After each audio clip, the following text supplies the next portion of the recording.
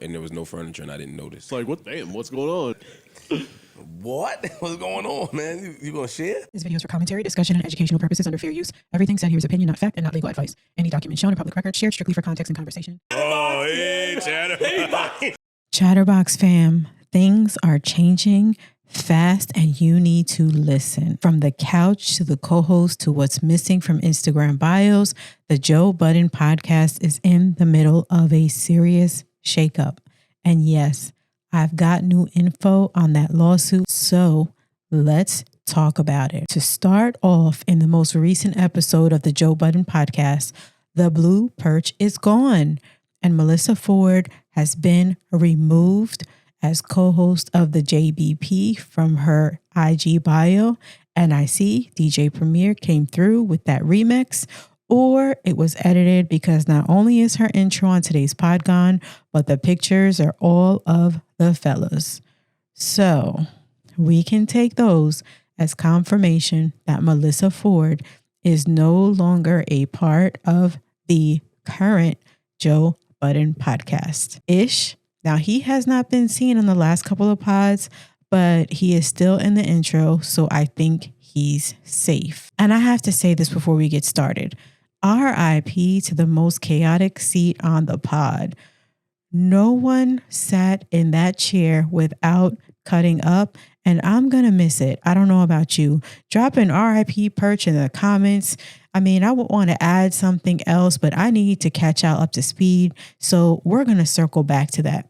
And it's not just the perch that may be the only change. The entire furniture setup seems to be about to change, because Parks and Mark came to the pod and said they were met with an empty room that Mark didn't even notice. At like 10 o'clock and sat here for a half hour, and there was no furniture, and I didn't notice. Yeah, I walked in and I was like, what's going on? Leaving Flip surprised.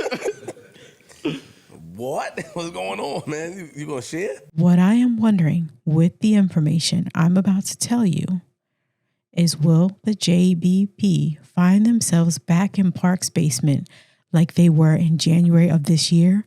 Because it seems like that Patreon leak may have done more harm than good in ruffling some feathers. Because here is where it gets interesting.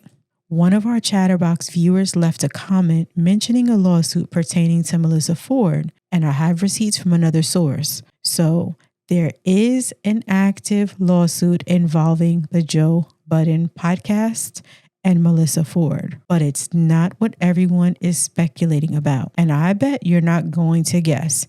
Let me see if y'all have caught my hints. Drop your guesses in the comments. And while you're doing that, make sure you also subscribe to my channel to stay in the loop, get the latest updates on the JPP, my commentary and reactions, because this alleged lawsuit that everyone keeps speculating about between Melyssa Ford and Joe Budden has not been confirmed and is not the issue that can change things even more for the JBP as we know it. I am looking at confirmation that the neighbor strikes again. This is the same neighbor who filed multiple complaints along with an order that made Joe have to pivot and continue filming the pod in Park's basement. Remember, they were all talking about the drive and the traffic. This alleged neighbor seems to have had another motion filed or order during the summer, or an amendment with their complaints against not only Joe Budden, but the JBP, the Condo Association, and Melyssa Ford, as well as several unnamed John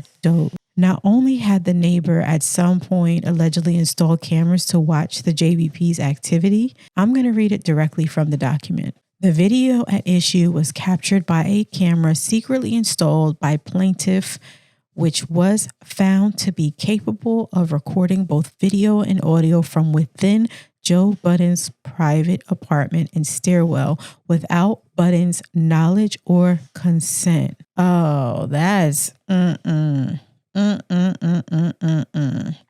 Do you think this has contributed to Joe being quiet and that there is some level of confidentiality where he cannot address the rumors at this time? Joe, blink twice if that's true. I'm joking, y'all.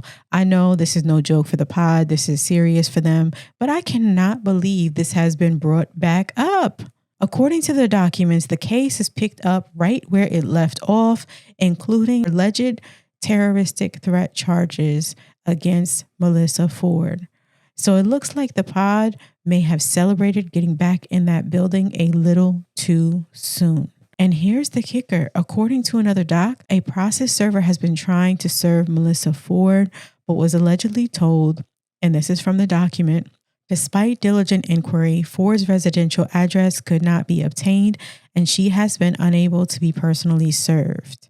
And also from the document, plaintiffs interpret redacted refusal to permit access to the building on the stated ground that Ford does not reside or work there.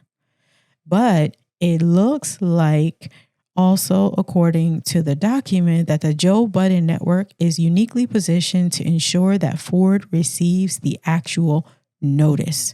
So yes, there's legal action, but it's tied to the ongoing neighbor dispute that's been brewing since last year.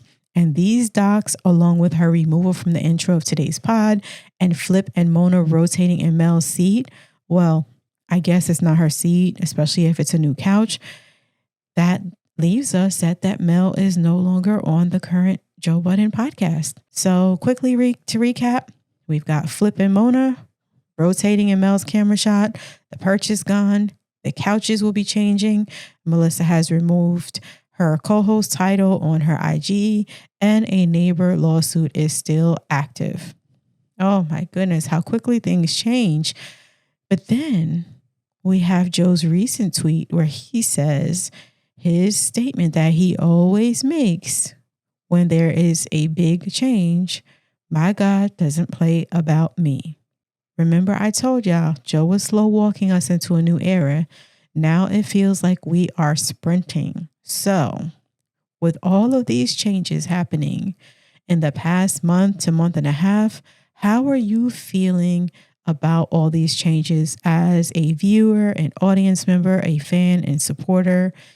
Is that JBP signature skyline we've come to love at risk again? And I heard y'all in the recent poll that we also have to include our Apple Podcast listeners. Hey, welcome to the Chatterboxx fam. But what I want to know from all of you is, how do you think Joe's gonna play this next? Stay tuned to Chatterboxx, because it's looking like between the pod games I mentioned a few months back and the As the Pod Turns saga, as I call it, with Mona almost being a free agent soon, the pod is about to get even more interesting. He even did mention that Sasha might be coming back. Did I hear that correct? I don't know. You and I will have a lot to chat about, but for now, let's talk about this one in the comments. Like, share, subscribe, and go check out my Patreon.